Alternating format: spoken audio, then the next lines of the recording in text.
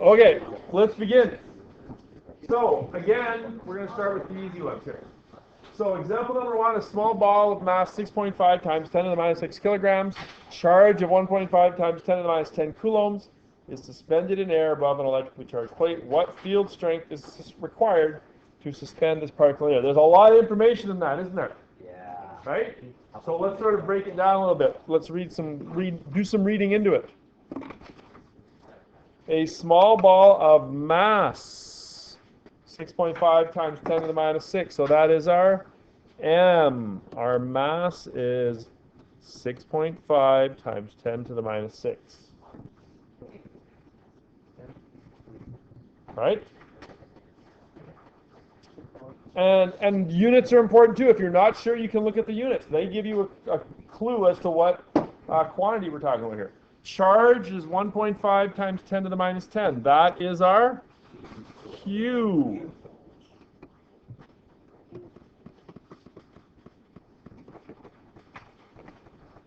Is suspended in air. That's important. It's like something moving at a constant velocity. What does suspended in air mean? Oops. No acceleration, or in other words, the F net is 0. The forces are balanced.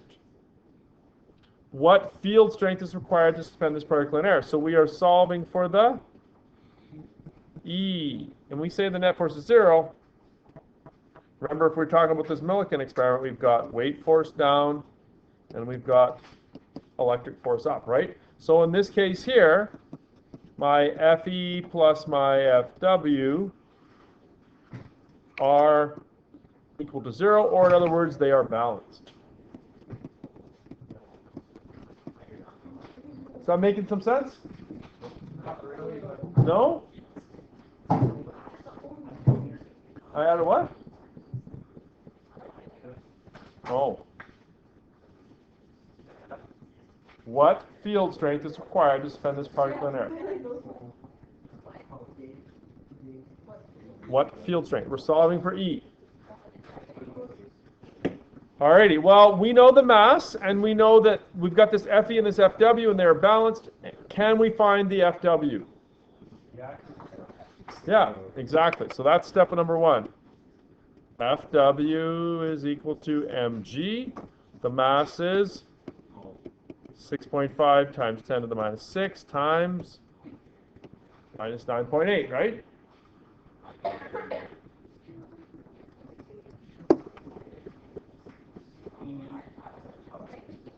Say again, Cal? How do you calculate it? Oh, remember that's what we did the other day, right? Didn't we do that the other day? So you're going to go 6.5 EXP negative 6, and you're going to multiply by negative 9.8, and I get 0.0000637. You might want to put that into scientific notation. I showed many of you how to do that the other day.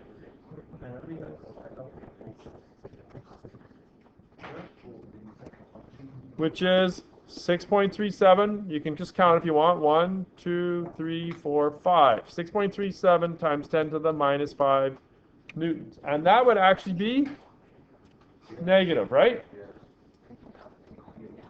Because it's weight force, so it's down.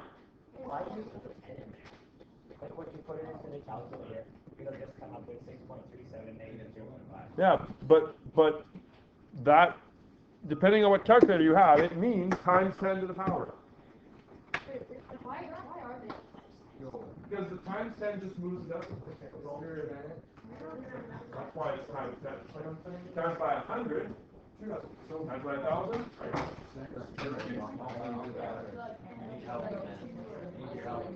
The exponent is how many decimal places.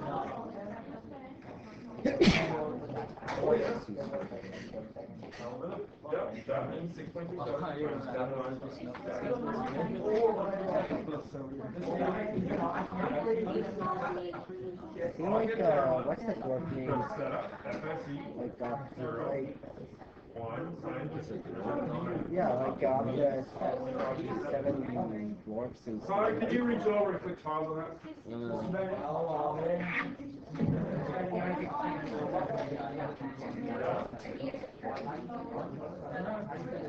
Okay, refocus back here. Okay, Jaden, you're going to have to stop that. It's distracting to me. It's distracting to others. You need to stay with me on that. Okay? Find something that's a little less distracting to others. I don't. Okay, so we've got the weight force. Now, if you go back to that where it says it's suspended in air, so what does that mean? It means that the weight force and the electric force are equal and opposite, really, right? So I'm going to write 3 circles, 3 dots in a triangle, which means, therefore, like it's kind of like, so that means kind of thing, that the electric force is going to be 6.37 times 10 to the minus 5. It's the positive version of it, right? Okay? And now I need to know what field strength is required. What field strength? So we are solving for the E. So I'm going to write E equals Fe over Q.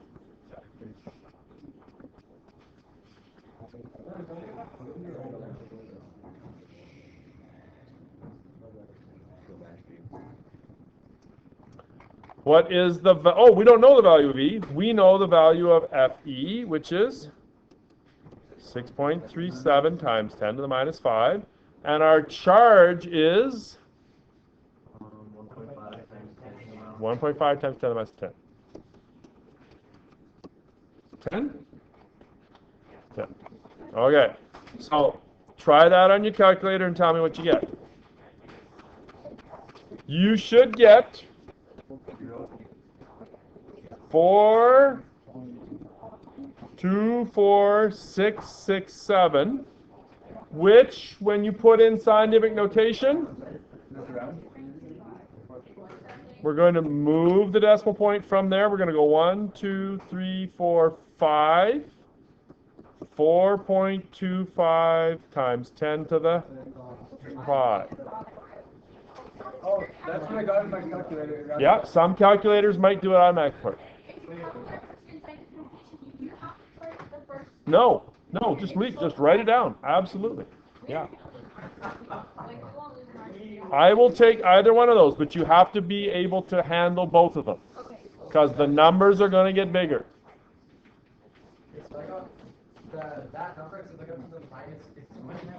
The question asked for what field strength? Okay? So, really, it's like a country song. It's only 2 steps.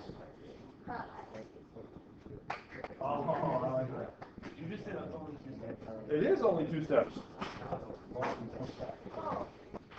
1, 2.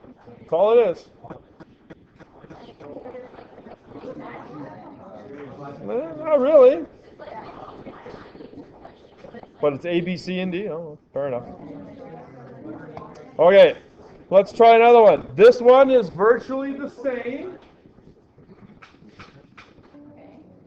This one is virtually the same. The only difference is here now, they give you the electric field, and they're asking you for the charge. Okay? So, let's read it through again. A small sphere of mass, m is 7.0 times 10 to the minus 8, is suspended. Braden, I need you to watch. No, you're not. You're watching Adam. I'm watching you watch Adam. I need to watch you watching me. It's suspended, so that means that the forces are balanced in midair above a charged plate. At that point in the air, the electric field is, the E value is 300. What charge Q is on the sphere?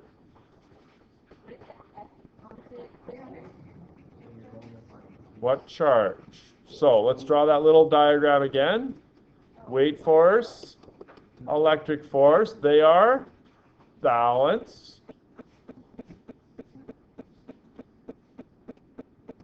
weight force is mass times gravity. 7.0 times 10 to the minus 8 multiplied by minus 9.8.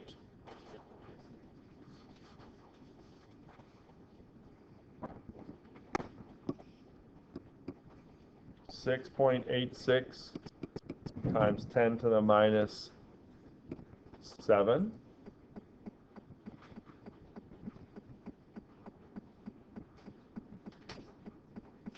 And that would be negative,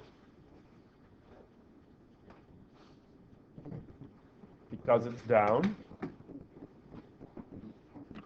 which means the electric force is positive 6.86 times 10 to the minus 7 newtons.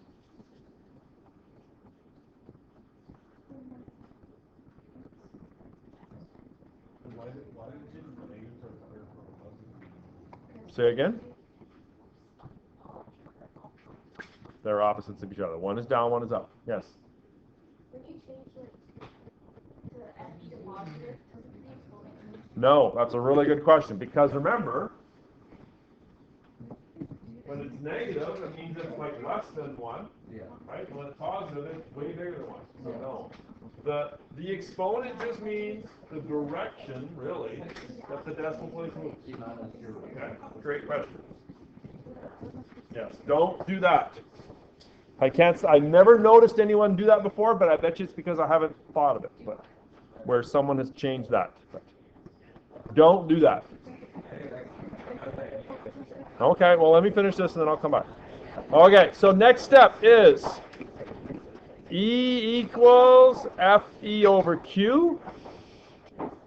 And our E value is 300. Our FE is 6.86 times 10 to the minus 7. And we're solving for Q. And we've solved ones like this many times before. How do we solve that?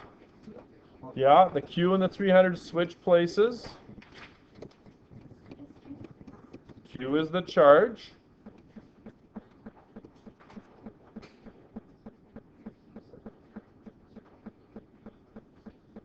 You should know the formula is E is equal to FE over Q. Especially when I say it, when I write it. That's why it's important to stay with me. So our Q is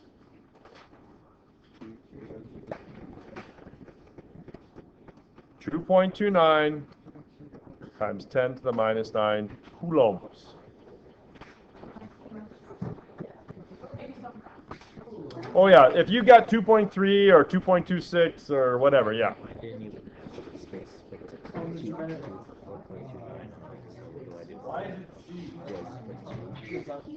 No, if your calculator just shows 0.000002, you should go into scientific mode, and then you'll get the rest of it. Yeah. Yeah. See. Okay. Here's where our friend Millikan comes back. Okay? One elementary charge. Yep. Do you remember what the Millikan number is? We'll just go 1.6 times 10 to the power of minus 19. Okay? Now, the abbreviation for elementary charge is ELCH. Elementary charge. Elches. Elches. Yeah, this is the same question. This is still example number 2. This is still example number 2. So, if I need this question, if I change this, what charge is on the sphere in Elches, and the reason I didn't put it in there is because it would distract you to begin with, so I'm putting it in there now. If I need that charge in elementary charges, what do we do? Well, here's where your math, junior high math comes into play. It's like if I said to you, 1/2 is equal to x over 8. Can you do that?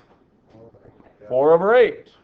Right? It's exactly the same thing, just with weirder numbers. So instead of that, you would write 1 elementary charge is equal to 1.6 times 10 to the minus 19.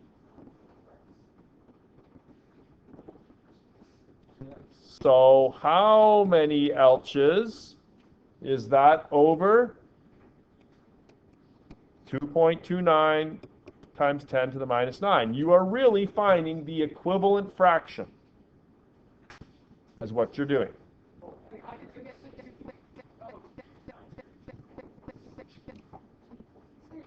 Is it always going to be 1.6 times 10 to the minus 19? Yes, that is a constant that you will need on your cheat sheet. Now, how do we solve this? It's not just, oh, it's 4 over 8. Right? How did you solve that? 1 over 2 is equal to x over 8. Well, you could have gone 2 times x is 2x, and 1 times 8 is 8, and x is going to be 8 divided by 4, which is 2. Watch what I did. I went 1/2 is equal to x over 8, and I cross multiplied. 2 times x is 2x, and 1 times 8 is 8. So you got 2x equals 8. And how do you solve that? Divide both sides by 2, not 4. Yeah. Duh. Gee. What a bonehead. You'd almost think I made that mistake on purpose. 4, right? So now do that with the else numbers. So cross multiply. 1.6 times 10 to the minus 19 x. Braden, are you watching? Because it looks like you're looking at Adam. You've got to watch. 1.6 times 10 to the minus 19 x, just like the fraction one that I just showed you, equals, and then do the other multiply. 1 times 2.29 is just going to be 2.29 times 10 to the minus 9. And then to solve that, before I divided by 2, so now I'm going to divide both sides by? Exactly. So x is equal to 2.29 times 10 to the minus 9. We're going to divide by. Okay? So all you really have to do is divide, right? Now, if you want to just divide, you go right ahead. But you're not allowed to ask me, is it multiply or divide? Because what am I going to do? I'm going to do this. Okay, so if you want to skip to this step, you go right ahead, but you're not allowed to ask me, is it multiply or divide?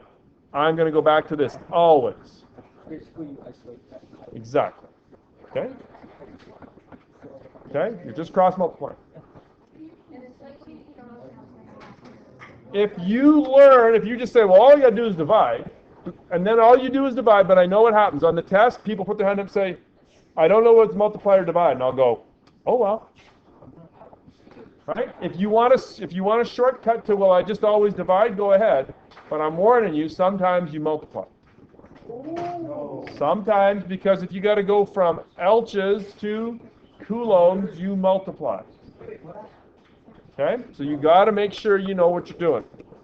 And you'll get plenty of practice. Okay? Travis, just try and just dial it down a smidge. You're at about 8, dial her down to about a 3.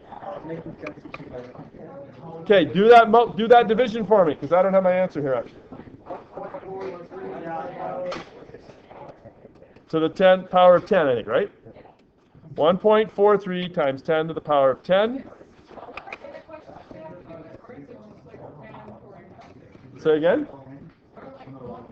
It'll ask for it in Elches, yes. And this is elementary charges. Say again?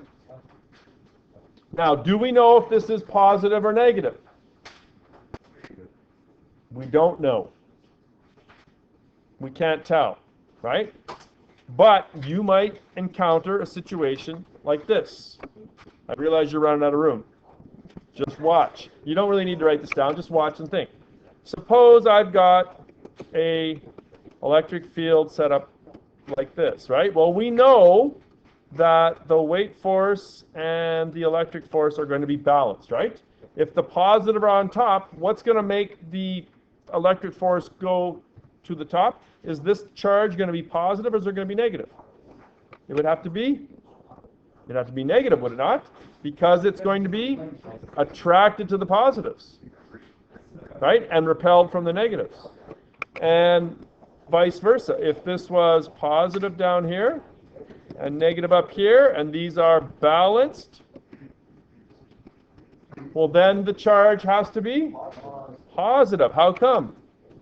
It's got to be attracted to those, right? Do we know that in this question? No, we don't. But you might encounter a situation where I say one of these two, and I would expect you to be able to come up with the charge that's on it. If this top is positive, what's going to be attracted to it? Negative. If the top is negative, what's going to be attracted to it? Positive. If the top is negative,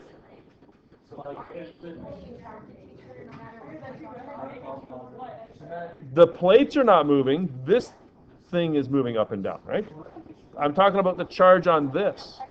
These are locked in place. They are bolted down. They don't move.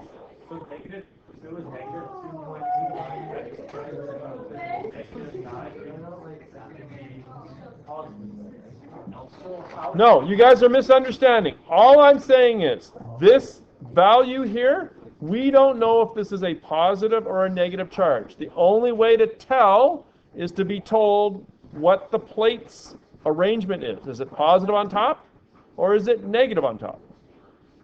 We're not given those. Okay? If you're not given that, you can't do this. You just know that this is 1.43 times 10 to the 10 elementary charges, either positive or negative.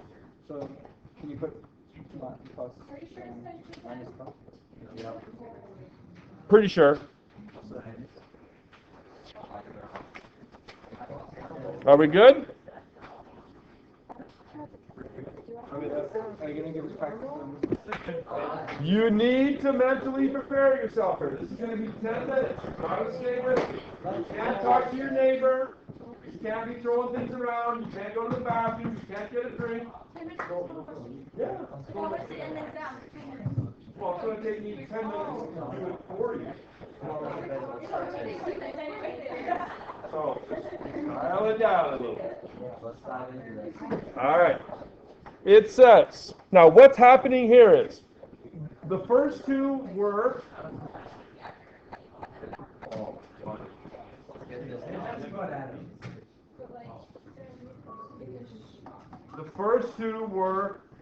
fairly simplified Millikan problems.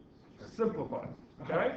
Now, Millikan found the mass of the oil droplet using the viscosity, air, and terminal velocity. Quite a challenging couple of steps. So I have modified that. The first part of this is made up, I will admit. Okay, it's kind of fabricated. I want you to have an understanding of sort of the process and the degree of difficulty, but I have simplified it a bit. But it's not actually how we did it. But I'm just sort of, and I'm going back, I'm reinforcing some ideas that we took way, way, way back. So let's begin. An oil droplet of radius 0.0006 centimeters. Radius is 0.0006 centimeters. Radius is located in a Millikan apparatus. It is suspended in midair above a 0.3 Newton per Coulomb electric field. E is 0.30.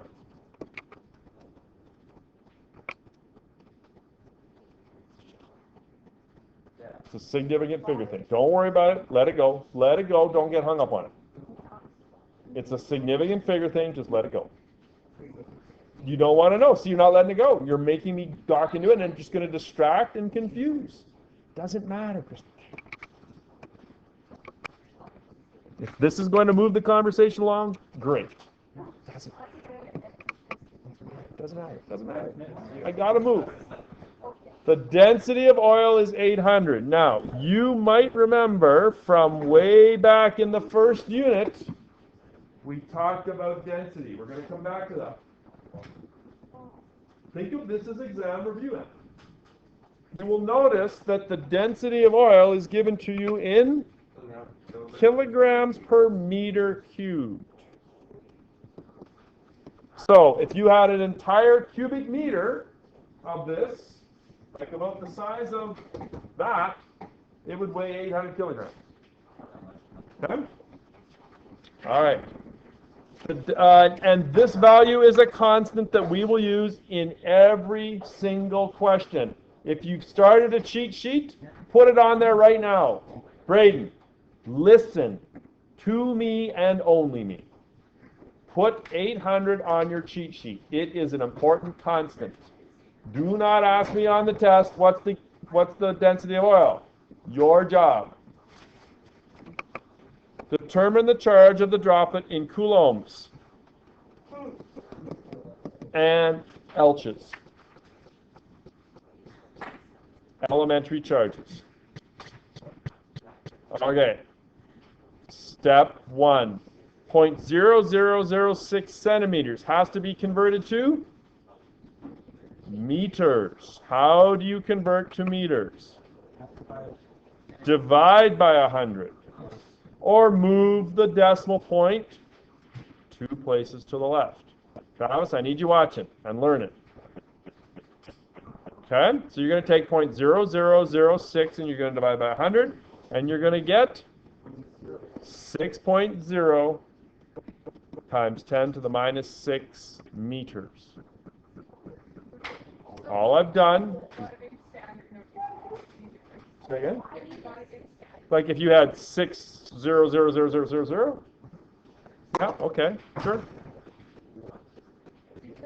Divide by 100 and put it in standard and scientific notation. Stay with me, you guys.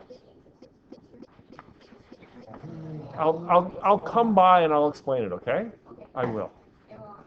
I will. Just let me move on, please, because I'm watching the clock and I gotta finish. Okay, that's the radius. Now, I'm gonna wager a guess that nobody here knows the volume of a sphere formula. You got a ball, sphere, the volume of a sphere.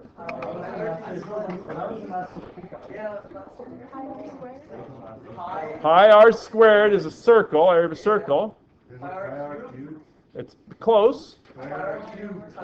It's pi r cubed, but it's 4/3. 4/3 pi r cubed. You can do it. Volume. Volume of a sphere is 4/3 pi r cubed, or 4 pi r cubed divided by 3. So, 4 times pi times the radius, which is 6.0 times 10 to the minus 6 cubed, all divided by 3.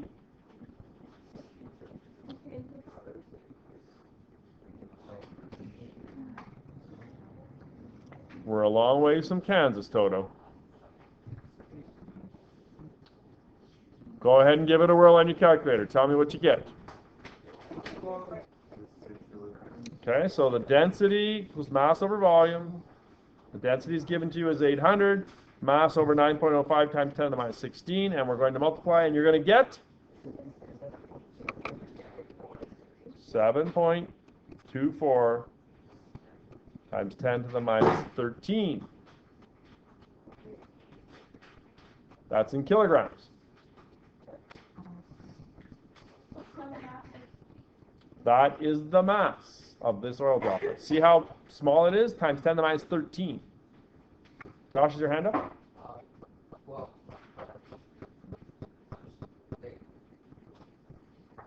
I don't understand. my question can wait. Okay. Okay, so now we've got mass. In the previous questions, we were given the mass, right?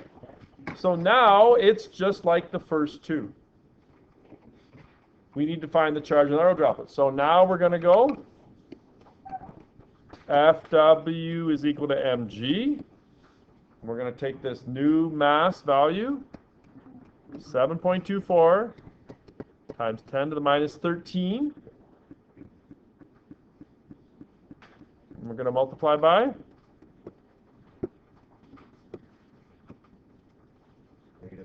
negative 9.8.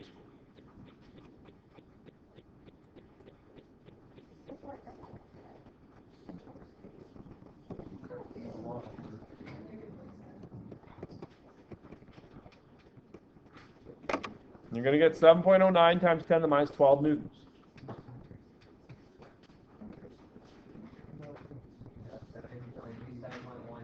Sure. Mine's around. And I have to tell you, marking these is a real challenge. Because with all the steps, every time there's a step, there's another opportunity for a mistake, right? So as a teacher, I have to literally go through your work and look at every step and see what you've done. It's really nice when it's the right answer at the bottom. I just go, yeah, check. All correct, right? So what if we get the right answer? I look and see. There's no way you're just going to guess the right answer. There's no way. Yeah, I do actually. I know the odds. Okay, so that is the weight force. Therefore, oh, that's actually negative, right? So therefore the electric force is positive 7.09 times 10 to the minus 12. Right? Same step as before. And now we got to determine the charge. So we're going to go E equals Fe over Q.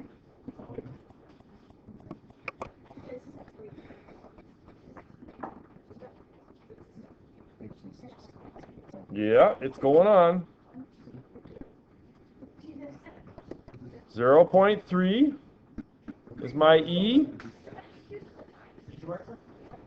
That look like what? Well, it's a Q. Alright. I do say Q every time I write it. So the Fe is 7.09 times 10 to the minus 12 all over Q. And you're going to divide and get a Q value of 2.36 times 10 to the minus 11 coulombs. We don't know if it's negative.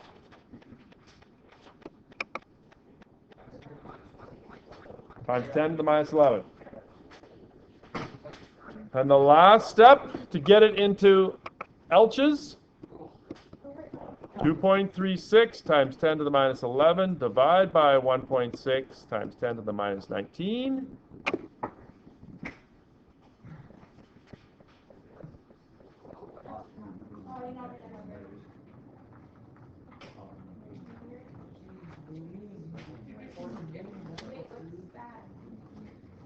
We're going into Elches, right?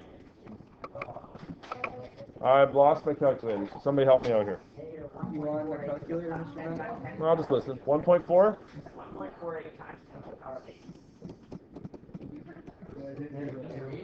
1.48 times 10 to the 8. Well, the times 10 to the 8 is right.